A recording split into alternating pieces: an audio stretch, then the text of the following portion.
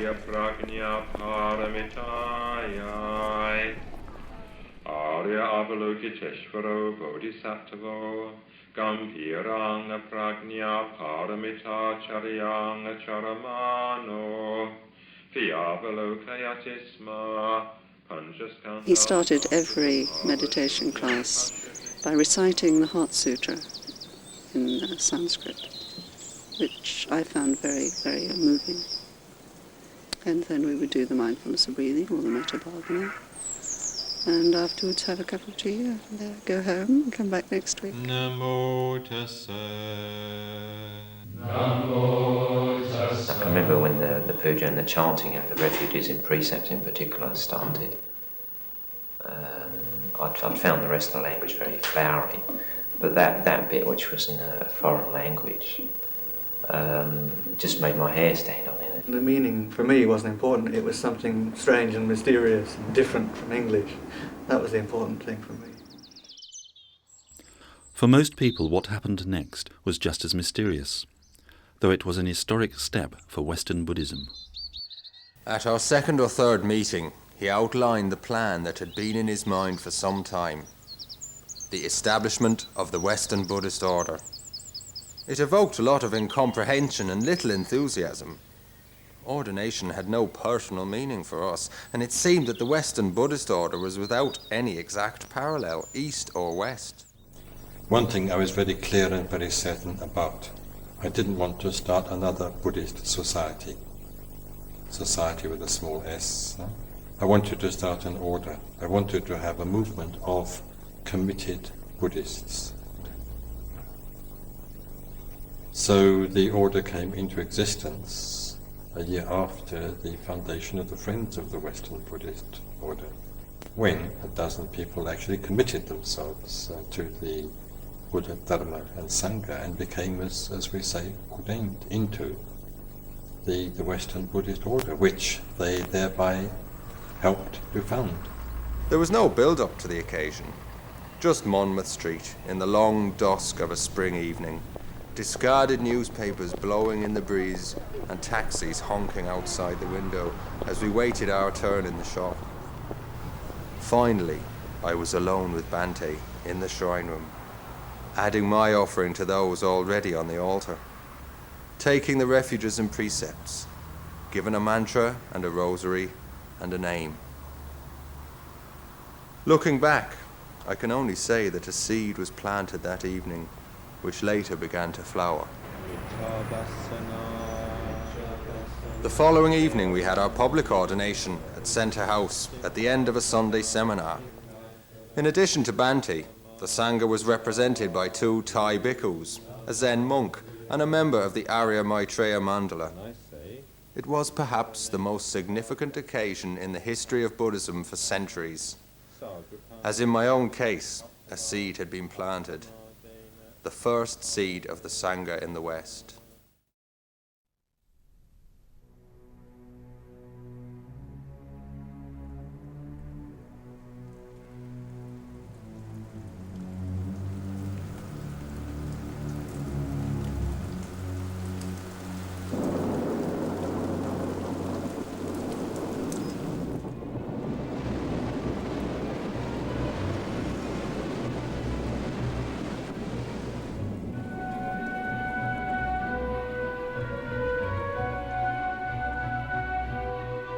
Today, there are many places where people interested in Buddhism can practice and meditate.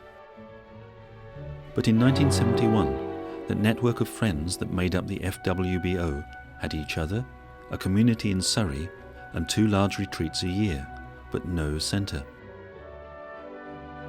For the last 4 years, Sakura had been its central London base. But when the lease expired, the movement was on the streets.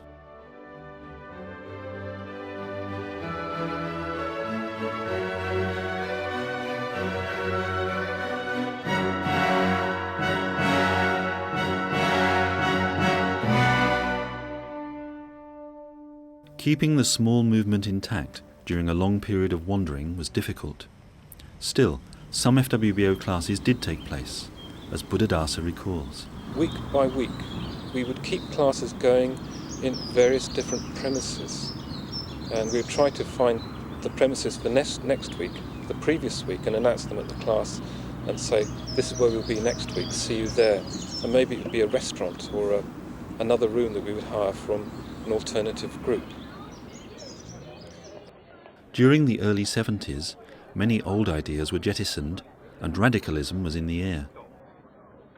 The torrent of new ideas could either invigorate or unhinge the people most attracted to the FWBO. I had a couple of acid trips, as they were called in those days, which were very positive, and I'm quite glad I had them. But the experience, I felt, was not really quite the same, or at all the same, as meditative experience.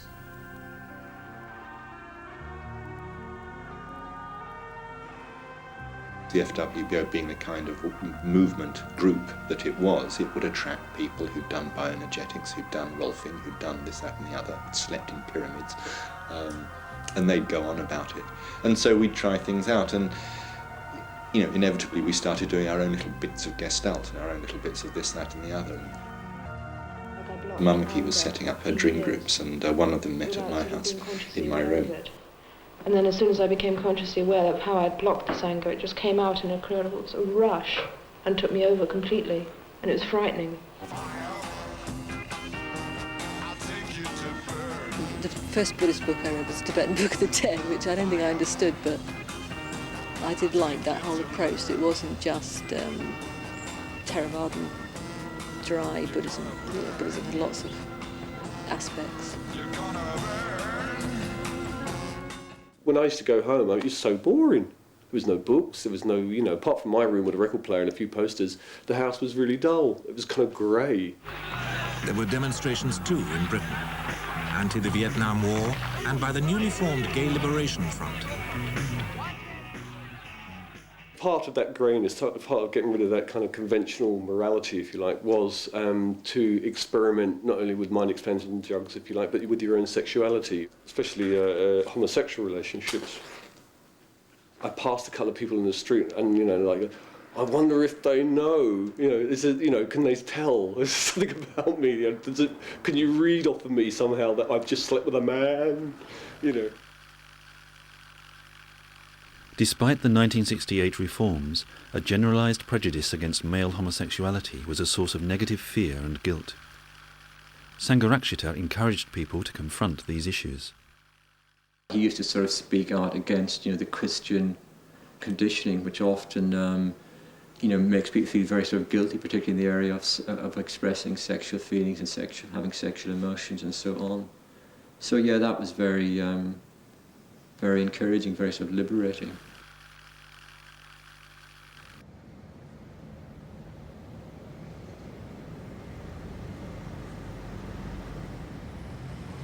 I suppose the main place of interest is the site of the first centre that we owned in the movement, which is just about here. The place was filthy. It was in a state of severe neglect.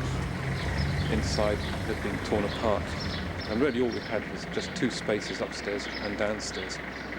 And I remember Banji just turning to me and said, "Well, do you think you could do it?" And I said, "Well, I'll give it a go." Buddhadasa gave up his job as a designer to become the first full-time order member, and the transformation began. Week by week, an improvement could be seen. A cat appeared, named Basho, who rapidly became a legend in its own lifetime. Within days of moving there, we had our first meditation class, and class was very quickly up and running. Here, Sangharakshita gave his series of talks, The Symbols of the Tantric Path.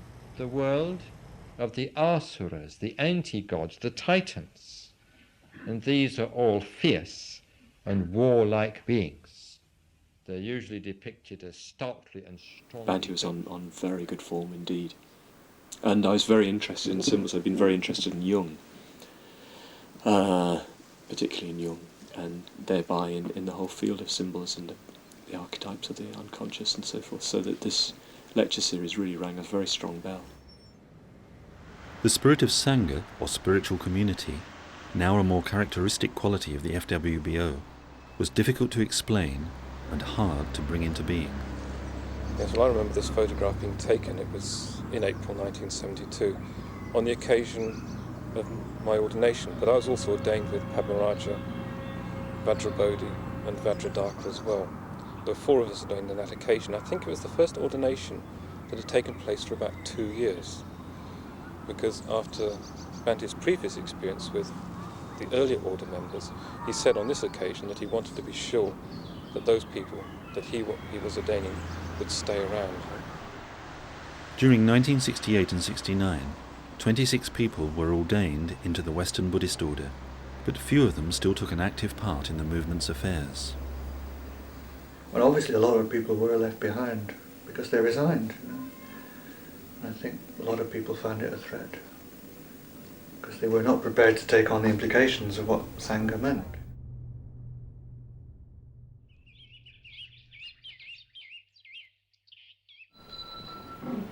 The most important retreat, I'd say, in the history of the movement, though, at that stage, was the Kefal's retreat in 72. Bhante decided that it was time to be a bit more of a master, to sort of call the shots. He started to talk about mindfulness in a big way.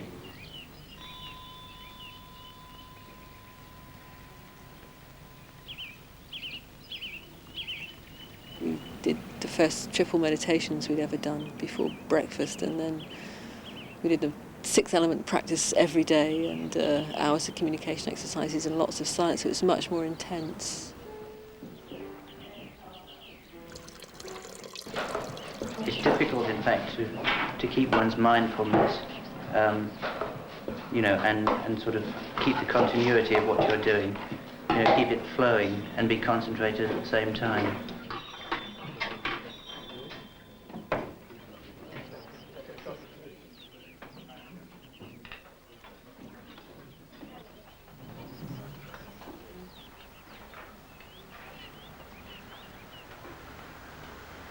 I had very good meditation experiences on that retreat.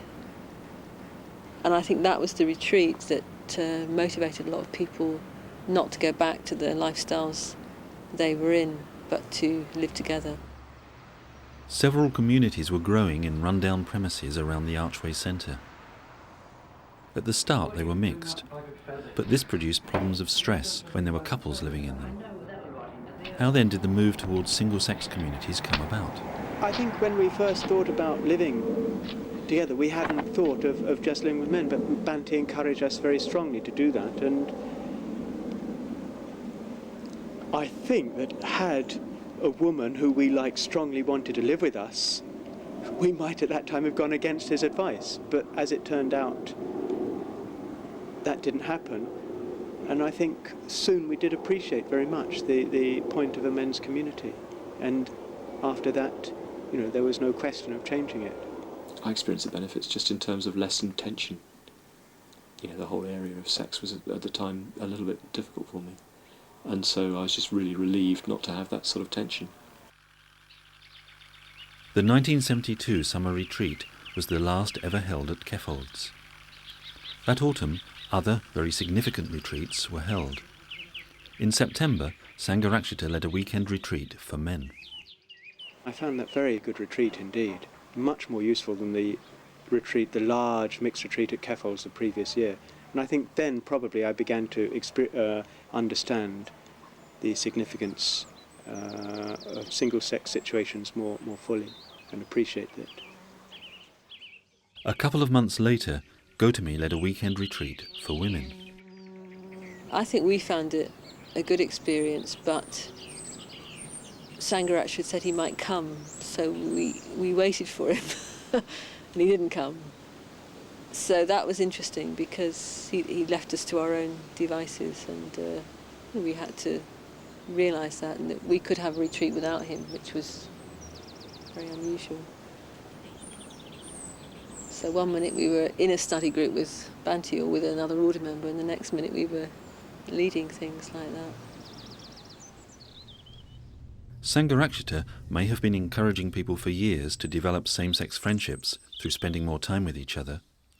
But it was only when people had a tangible experience of the benefits that the idea seemed appealing.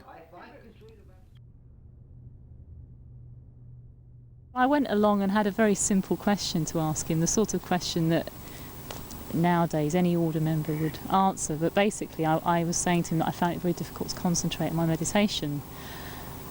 That I found I said it was as if part of me didn't take seriously what I was trying to do. And he said, well, as I'm sitting here talking with you, I just get the feeling there's only half of you here with me talking. And then he said, well, no, it's just a quarter of you here talking.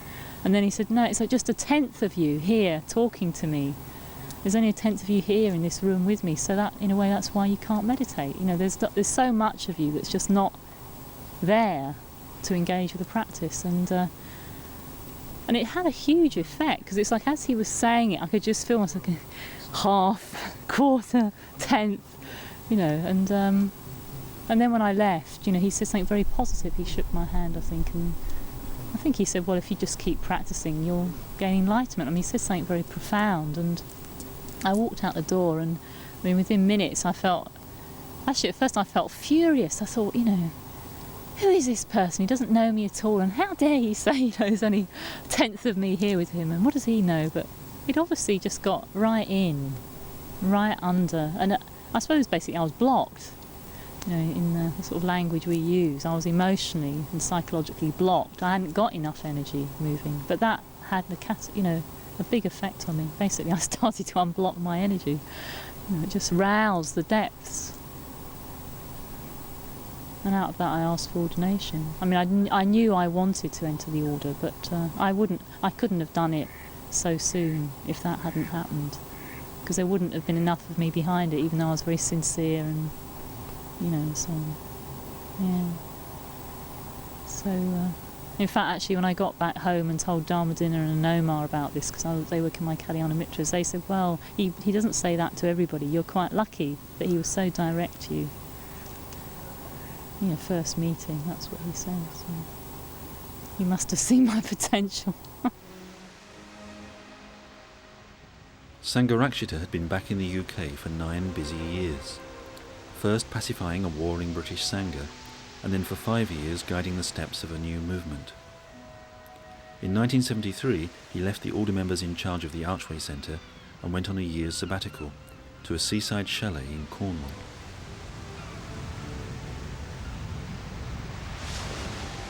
I wanted to give myself the opportunity of experiencing some unprogrammed energy, because my energy was almost entirely tied up with classes, lectures, retreats. So I wanted to experience some unprogrammed energy. And I did, and I used it, or much of it, to finish the 1,000-petaled lotus. But I had some other interesting experiences. One of them was that when I was meditating, especially when I was doing the Metavahana, I actually experienced myself as being surrounded by all the order members. Not that I was just thinking of them, but they were actually there.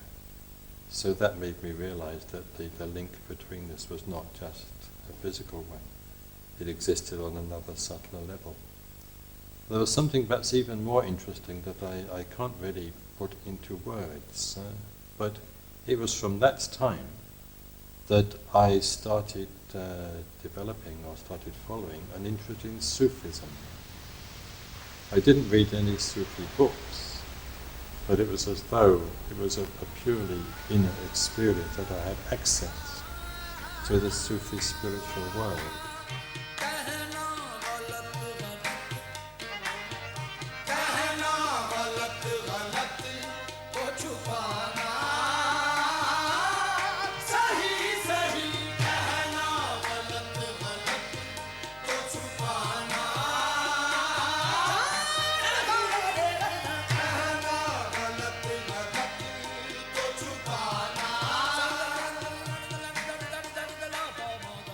I don't think he'd said he was going for a year. He just went off to Cornwall. I think we even felt perhaps he wouldn't come back in so many words. And actually he didn't, because he didn't ever come back and start running things again. So there were 4 or 5 of us who ran everything. And we had done nothing before that. We hadn't led any classes or anything. He just sort of dropped us in the deep end, really, with it. And then through 1973, he would invite us to meet him in various locations. Like the first time was to meet him on the summer solstice at Stonehenge. And we then drove to the New Forest to camp for 5 days. And during that 5 days in the New Forest, he basically started to unfold to us his dream of the FWBO and how he envisioned it unfolding. Nothing was fixed, nothing was rigid. You could, the Dharma was a practical thing, and the rules were dependent upon the situation in hand, what was actually obtaining at the time. I remember him saying the only thing that he didn't foresee ever changing was the refuges, the Buddha, the Dharma and the Sangha. Everything else was very fluid and open. I mean, we say that in the Buddhist life you've got to be fearless, you've got to be prepared to face death to live the spiritual life. Well, death in a way is an easy option in many cases. The idea of growing old without any friends and no money and no resources is perhaps even more horrific than dying. And yet that is a very real possibility. It's something that I think all of us probably think about. And yet what we're going to do is we're still going to follow that spiritual life because that's what we've committed ourselves to, and not worry about the consequences. So it may have seemed at that time sort of irresponsible and dangerous to go into those, into drugs and that kind of chaotic life. But in a way, we're doing the same thing anyway. We're just a little cooler about it, I guess. I think you've got to do that. I mean, I think taking risks is the best possible way to live one's life. You feel alive when you're doing that. When things are stable and secure, then you lose your vitality. You need that edge in order to be really at your best, I think.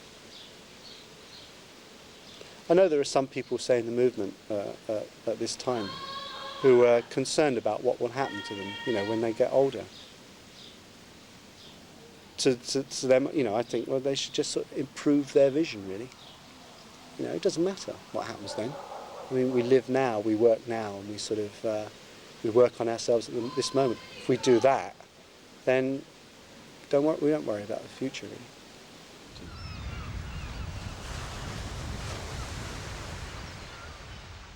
Sangharakshita returned to Cornwall to finish the first of his memoirs and then moved to Norfolk. Order members had got used to the work of leading classes and running centres, so he was more free to publish, give talks and see people individually. He also ordained more people. During 1974 he travelled to Holland, Finland and New Zealand, where at the end of the year he performed 12 ordinations, the first overseas.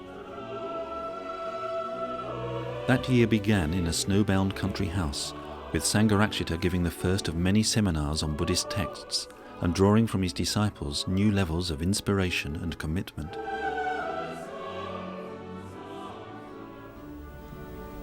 Although my bowels ooze out and my head falls, I will not bow down before my everlasting enemies, the passions. This is a bit reminiscent of the Buddha's famous word. I think it's the suggestion of struggle, it appears to me, of a battle.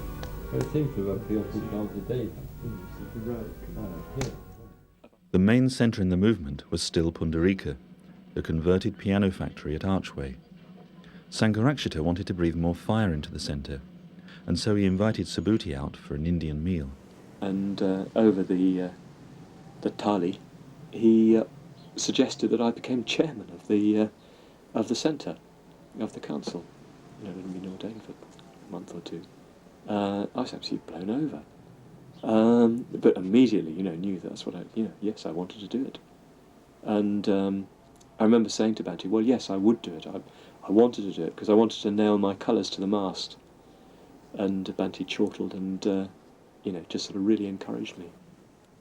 Subhuti had been ordained about 6 weeks before, and he and I in particular came together and mounted a lot more new classes at the centre. At the centre of the team was the fiery friendship between Subhuti and Lokamitra. Bhante still calls us a terrible twins. We verbally fight like anything. But if we saw that the other person had a better idea than us, or his thinking was clearer, or, his point was more valid than us, we'd go along with it.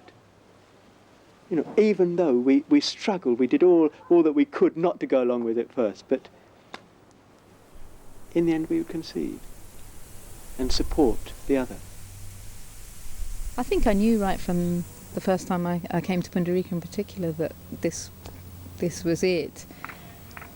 But I knew that I couldn't ask for ordination then. I suppose I knew I wasn't ready. And one day I woke up and I just thought, I can ask now. And so I asked. I didn't ask Bhante because I didn't really know him. So I asked Nagabodhi, who was my Kalyana Mitra. I dragged him out from a festival. And he said, I hope it's worth it because I've got to put my shoes on to go outside. And then I told him that I wanted to be ordained. I expect he thought it was worth it. I think he did, although I could see from his face that he didn't think I was ready at the time.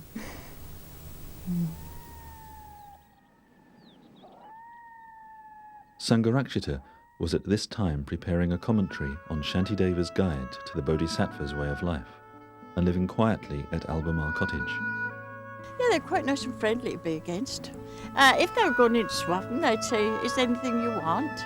Yes. That might be about 13 or 14 years ago. Yeah, they had a van, I know. He built a boat or something while he was here. Now I remember him telling me about Australia. Yes. I just read, meditated, and went for walks. There was a little river, the River Nar, running just past the priory. And I remember nearly every day I used to walk past there and cross the little bridge, and I used to just stand in the middle of the bridge and look down on the flow of the water. And I remember one day in particular because I saw an otter, and of course there were very few otters surviving in that part of the country. I think they had an organ when they were in there.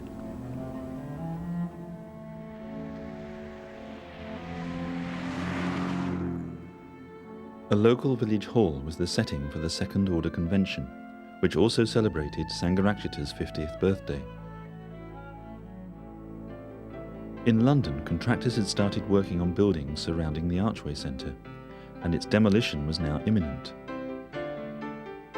But there were some other reasons for making changes. We were determined to try to get out of the hippie mode, as it were. We felt that we were quite stuck in the alternative society, and we wanted to try to appeal to a wider audience. Because I know that people did feel it as soon as they walked into the centre that, if you didn't have long hair and hadn't smoked dope, this wasn't the place for you. And we put a lot of effort into raising money and looking for a new centre. Lokamitra did the money raising, I did the looking for a new centre.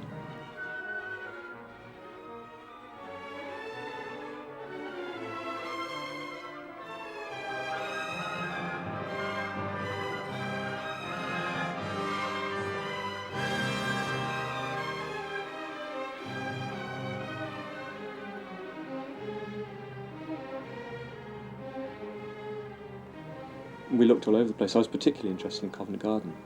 But eventually we found this old fire station, and it was an absolute wreck. But it was such a sort of big and impressive building, and we could have not only a centre there, but a large community. And that seemed to be just what we needed. Converting a 5-storey ruin into the new centre was a colossal challenge. Subhuti set about communicating his enthusiasm and faith in the project to others. Once he'd found them. Within about 3 months of meeting Subhuti, I was living next door to him in a squat in Balmore Street. And then he said to me, we're going to build the London Buddhist Centre sort of thing. Do you want to come and help? And I just said, well, yes, you know, you tell me when and I'm in. When I did go and see it, I was horrified. I was really freaked out. Yeah. It just seemed a lot of disrepair really all over the place. Derelict. Bleak. It'd been standing for about 5 years, I think, because it'd been used as a playground by kids, and I think there'd been, I don't know how many fires. And as you went up to the first floor, all the joists on the first floor had been burnt, and the floors were mainly up. And the smell of piss and the smell of burnt rags, and it was so noisy and dirty and dark. And I just hated it, I really did. A team of 6 Buddhists moved in, and using a derelict ground floor room to meditate in, started on what they thought would be a 6-month job.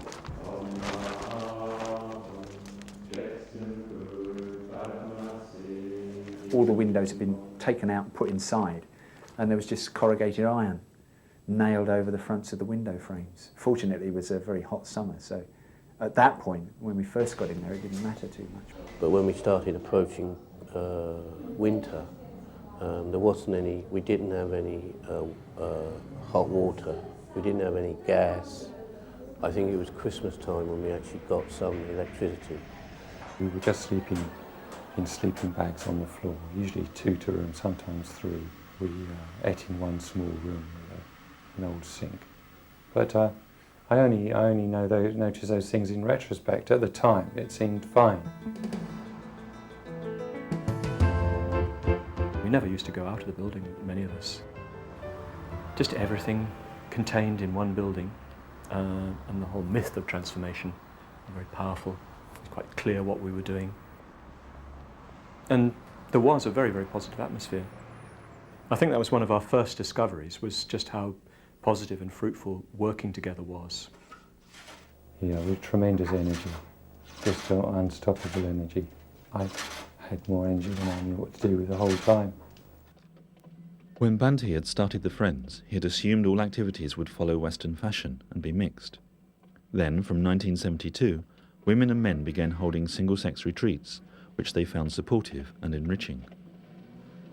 Now, the men were discovering new levels of commitment and self-reliance from within a large full-time community and leading a semi-monastic lifestyle.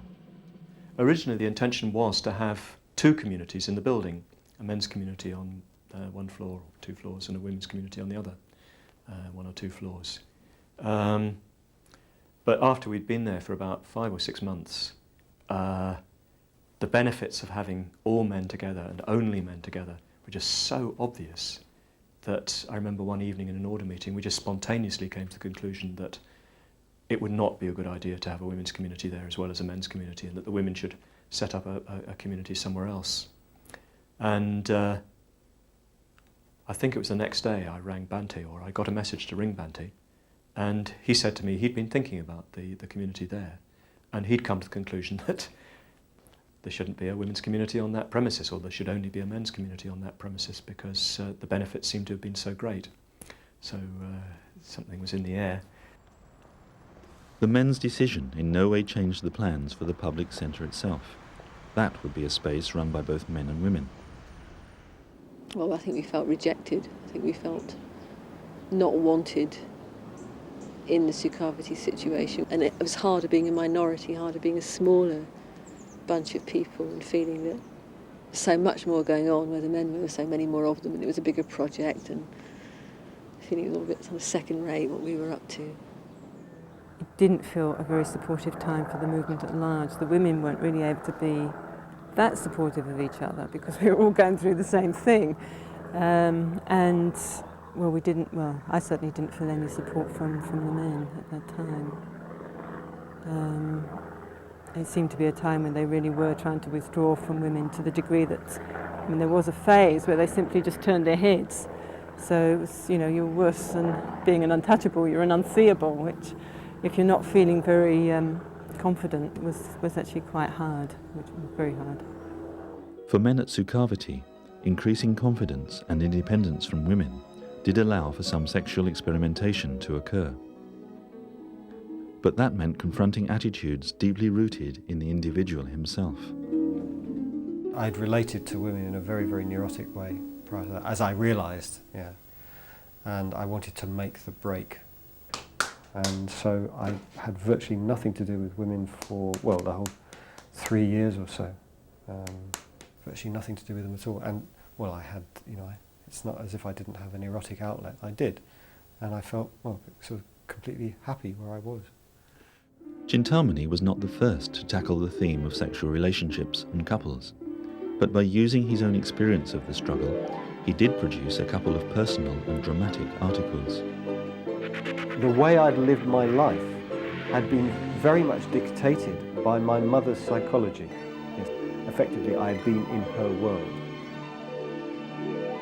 Sexual contact with a man, to cut a long story short, you enter the man's world completely. You make the break. Tremendous amount of energy was released. Creative energy. A lot more energy was released by his readers. The feeling of rejection experienced by women recurred during the Third Order Convention. However, the underlying dependence on men, or put another way, the assumption that men and women should do everything together, was firmly challenged. I think the women are going to feel that they're being put to one side for some time. They're going to feel this, but I frankly think it's good for them. I really do believe that women can get it together in the same way that men can. The emphasis here is on feel. That I think the women are going to feel pushed aside. In reality, they were not pushed aside. They were simply encouraged to be more independent, especially more independent emotionally of the men. Because I noticed that there was a tendency among at least some of the women to think that where the men were, that's where it was, that's where it happened, yeah? So that if you wanted to be where it was happening, where it was all at, you had to be with the men. If you were just with other women, well, you weren't with, you know, anything that was really happening or anything really worthwhile. So that is why I encouraged, you know, the women not to depend so much on the men and to try to create something for themselves. And I did that just by offering individual and collective encouragement, encouraging them to stand on their own feet and to feel that, well, when a number of women got together, especially, you know, women order members, they were just as much with whatever was going on as when they were with the men. Yeah? They didn't have to be with the men in order to be where it was all happening. Yeah? Dharmadina, particularly, faced the new situation and, working with a few others, promoted an emerging women's wing of the FWBO, starting with a newsletter, Darkini, and then a women's council.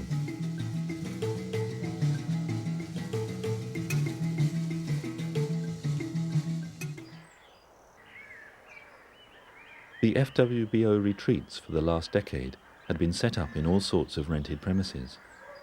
But in 1976, Bunty and a friend, Vajrakumara, who built boats, bought a country house near a river, and the first men's retreat centre was launched.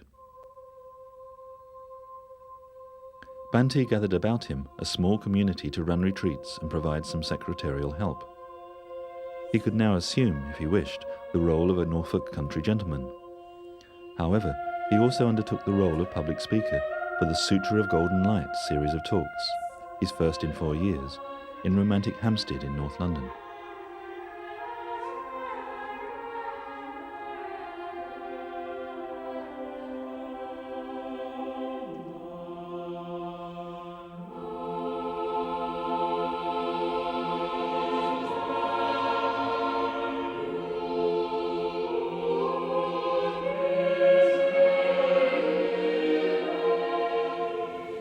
And it was quite magical for a series of 8 weeks. Every week, I think maybe 50 of us would just walk across the heath in the early evening. It was like entering another realm, really, that we'd enter listening to the sutra, and then you'd come back and you'd have the lights of London, or this sense of, well, the possibility of transforming the world, really, vision of what was possible, really. It was bigger than just living in these squats in Balmoor Street.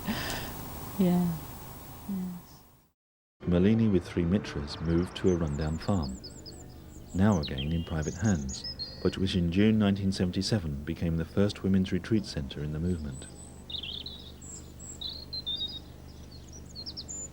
I wasn't particularly happy living in the city.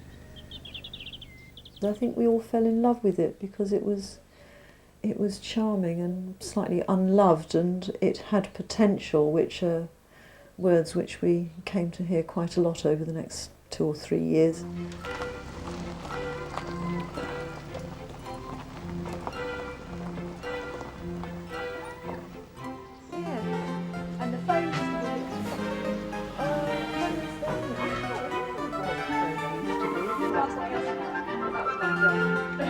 And there was a bowl to match. Right. Well, I'm afraid I don't know where the bowl is at the moment. I remember I had a tent and I set it up in this meadow, which was rather wild at that point. And I had my bed and table and furniture all in this tent until that sprang a rather serious leak. It did give me a sense, well, we can do it. You know, we were doing it ourselves. And the early period I found very enjoyable, just doing up the house. Vara Prabha and I knocked down a wall because we wanted to extend the kitchen dining room area. And just the confidence with which she said, well, we're just going to knock down this wall and we've got to put up a cross beam, I forget the name of it, JCB or something, across the top. I do.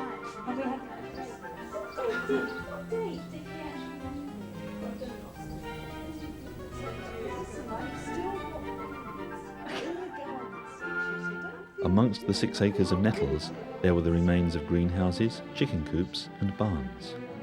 We just thought, well, you know, we'll just be able to convert them, and we hadn't taken into account, you know, just really practical things like the fact that we hadn't got any money. We hadn't got a beam, we hadn't got enough tools, nobody had a car at the time. We had neither money nor people, but we hadn't quite sussed that at that point. We were all quite excited, very naive, and well, just all actually really enjoying each other's company in those early days. And I think we did quite a lot of sunbathing in the afternoon and worked well into the evening. we made it very sort of pleasant for us. And it was great fun right at the very beginning. But that didn't last very long, unfortunately.